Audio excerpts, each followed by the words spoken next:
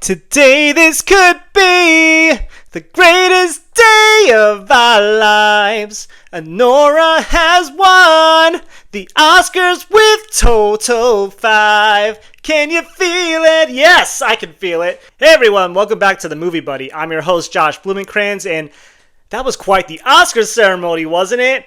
Whoo, man, I am so happy that Honora took home a total of 5 Oscars. That was one of my favorite films of the year, and I'm just so freaking happy about it. Oh my god. Oh, this was crazy, man. This was crazy, but overall, I have to say the ceremony, not bad, pretty solid. There were some musical performances that were a little random, and some just were a little awkward, didn't need to be there. But overall, the speeches kind of flew by, except for Adrian Brody. But unlike Adrian, I will promise to keep it brief as I recap the Oscars, what I learned, and the overall season. So the opening was awesome. I mean, we had Ariana Grande and Cynthia Erivo doing their tribute to the movies. And of course, they sang Defying Gravity. As soon as Cynthia was saying Unlimited, I was just like, we are going. Let's freaking go. Those two are amazing. I can't wait for part 2. It's going to be amazing. Oh my god. Fantastic. And then we had, of course, Conan O'Brien. He was the host of the award ceremony this year, and really, really good. I mean, I always love Conan O'Brien's comedy. I mean, I'm Team Coco, so that was really cool to see. But yeah, the opening, pretty solid, I have to say. No complaints. As a supporting actor, and we all knew it was Kieran Culkin going in. He swept the season. Pretty good speech. Kept it personal with family. I liked it. And of course, he's very charming and funny. So yeah, go Kieran. The Kieran one, I thought, I'm 1 for 1. So far, so good. Maybe I won't lose anything tonight. Little did I know, animated feature was next, and Flow turned out to be the winner. An international film that is beautifully animated with no dialogue whatsoever. I had The Wild Robot predicted, and I really thought this was going to be the winner. I'm going to be honest. But I learned something, and I've noticed this the past couple of years with The Boy and the Heron winning last year and Flow winning this year. The Academy is so much more international than ever. I think what you need to look at is the Golden Globes. Whoever wins the Globe, if it's an international film that's animated and it beats the frontrunner that's American, you really need to consider it. And especially what happens at BAFTA, that factors in, of course, and Critics' Choice a little bit, but not so much. But yeah, this is something I'm going to go on going forward because 2 years in a row, that's a pattern. And then my losses continued even more in the night with the short categories. In The Shadow of the Cypress won short animated film. I had Yuck, didn't happen. I'm not going to go into full detail with the shorts, honestly, because at the end of the day, it goes with a feeling of what you have is the right one, and you just got to get lucky on this. The precursors, there is really not much. So yeah, I got 1 out of 3 shorts right. I got, what was it? It was The Only Girl in the Orchestra. But the other 2, no. That took me down to a peg. And yeah, that was, it sucked, to get those wrong. But what can you do, right? The next category was costume design. And congrats to Paul Tazewell being the first black man to win for costume design. Excellent work. Truly happy for him. Loved it. Loved the movie. The next category was original screenplay, and it went to Sean Baker for Honora. And oh my god, I was so happy. I predicted it. He beat Jesse Eisenberg for Real Pain. And it was just, the sign that Honora was going to do very well, in my opinion. I was just like, Sean Baker, he's an Oscar winner now. I was so happy. I was rooting for him so hard. You have no idea, but damn. It was an excellent screenplay. I love Honora, and yeah, very happy for original screenplay. Next category was adapted screenplay, and it went to Conclave. Was I surprised? No. It swept the season. Easy. Done. And hairstyling went to The Substance, so of course, at that point of the night, I was like, oh boy, is Demi going to win? It's a combo. It's been happening a lot these past few years, but little did I know what was going to happen later. Editing was up next, and I did predict Conclave for this because it won the BAFTA, and we had no frontrunner, so that was the only thing I had to go off of, pretty much. And it was Sean Baker! Sean Baker won editing. Oh, man. I should have went full Baker and predicted him for every single category. I didn't think the Honora sweep was going to happen 100%. I thought it was going to get the few categories that I kind of had in my mind.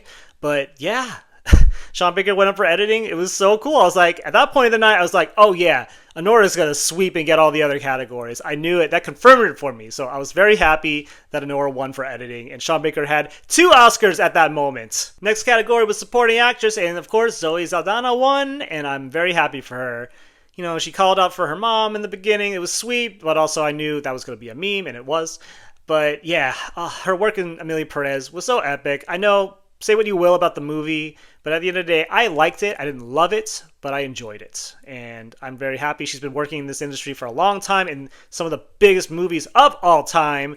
And overall, I'm just very happy for Zoe. And yeah, she is an Oscar winner, Zoe Saldana. Next category was sound, and we went to Dune Part 2, and I just knew that was going to happen. It was totally easy, and yeah, people thought, oh, maybe Wicked or A Complete Unknown, but I was like, nah, it's Dune. It's Dune. Dune Part 2. This category was original song, and before I get to that, I won't be highlighting any of these other performances that we had, like the James Bond thing and Queen Latifah. They were good, but like, I just not my favorite, but still, I just kind of wish we had the original songs, performed in the award ceremony, because that's usually how it's done. But this year, it's just very weird. I don't know. But anyway, original song went to El Mal for Amelia Perez. I'm very happy for those composers slash songwriters. They are excellent. But it was very weird that she was singing at the end, and even Jacques was like, let's wrap it up, okay? So, yeah, that was weird. But overall, I am happy for them. And I do like the song. It's just, again, this year for song was just weak. I said I was skipping all of the shorts, pretty much. But documentary feature film, I predicted Porcelain Moore, and it went to No Other Land. Yeah, I mean, everybody said it. I just wanted to be different because, it won DGA. But yeah, I just should have predicted that one and listened to everybody, I guess. But yeah, No Other Land won, documentary feature. Next category, we had production design. And of course, it went to Wicked. I mean, there was nothing else that really was going to beat it, in my personal opinion. So yeah, very happy for Wicked. Got 2 Oscars total with costume design and production design, as I expected. Cruising through, and we got to visual effects. And it went to Dune Part 2, the other win for Dune. And it's well deserved. Those sandworms, baby. Those sandworms. The next category was international film, and this was the big one that I was hedging my bets on because Amelia Perez has been winning up to this point, but I felt like the heat on I'm Still Here was really sizzling, and I have to say, I was right. It went to I'm Still Here for international film. Good job. Congrats, Brazil. Your first Oscar ever. Truly exciting. A very good film. Fernando Torres, you didn't win, but at least you got the film in there, so good on ya, I'm Still Here. The next category was cinematography, and it went to The Brutalist. And it was just really cool. I love the cinematography in that film. I mean, you have an upside-down shot of the Statue of Liberty. I mean, how epic is that? But yeah, The Brutalist won for cinematography, and I was very happy. And the next category was original score, and it went to The Brutalist. Daniel Blumberg is an Oscar winner. Very happy for him. I loved his work in The World to Come. And just the music of The Brutalist is so beautiful. It made me cry like a couple times, and it's just so epic in scope. And yeah, very happy for Daniel Blumberg for The Brutalist in score. And we arrived at Best Actor. The big question, is Timothée Chalamet going to pull an upset over Adrien Brody? No, he did not. Adrien Brody won Best Actor for The Brutalist, and I was very happy about it. He was the best performance in that category, and he could have really kept his speech a little short. I mean, man, that speech was dragging. He made some really good key points, but he just didn't know how to formulate the speech, and even he himself admitted it on Instagram. But yeah, very happy for Adrien Brody. Best actor, baby. Best director. Who got it? I'll tell you who. Sean Baker. Once Brady lost that, I mean, it was already obvious that Sean was going to win. I mean, Anora was just winning things. This was his 3rd Oscar win, everyone. Oh my God, this man deserves it. He's the indie king. And that speech was so good about how we need to go into the movies more, like the movie theaters. It's precious. It's a communal experience. And I agree. I love going to the movies. It's my escape from the crazy world that we live in. And he just said it so elegantly and flawless. So yeah, congrats, Sean Baker. I love Anora. Best actress. It's between Mikey and Demi, and Mikey Madison came out on top. And I just have to say, I'm so happy for Mikey. She really did the work. She went to so many FYC events. I went to a few of them. I went to 3, I think, yeah. And just beautiful performance. She learned Russian. She learned how to pole dance. All of it. Just the accent, the Brooklyn accent. Oh my God. It's incredible. Incredible work from Mikey Madison, and yeah, she's our Best Actress winner. Demi, I just never bought from the start. It just felt like not a lot of people were going to be diehard over the substance. Even though Demi Moore has been working for a very long time, her career is incredible. But I just felt like this was going to be a good stepping stone in her career.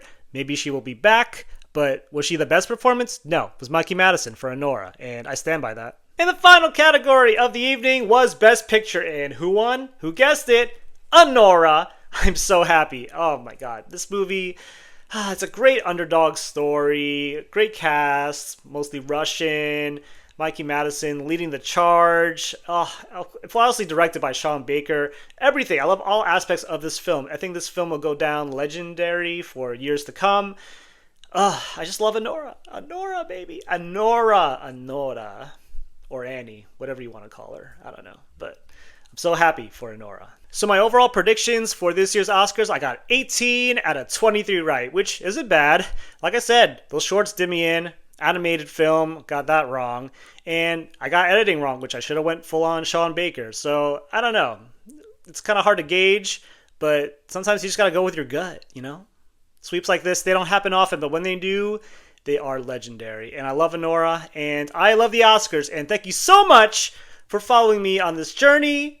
It's really, really great to see people in this community love movies and talk about them. If you want to hear more, go and hit the subscribe button on the channel. I greatly appreciate your feedback and your support. Thanks for the great season, and I'm so excited for the next year of movies that we have coming up. And until next time, remember, when you go to the movies, bring your buddy and talk about movies.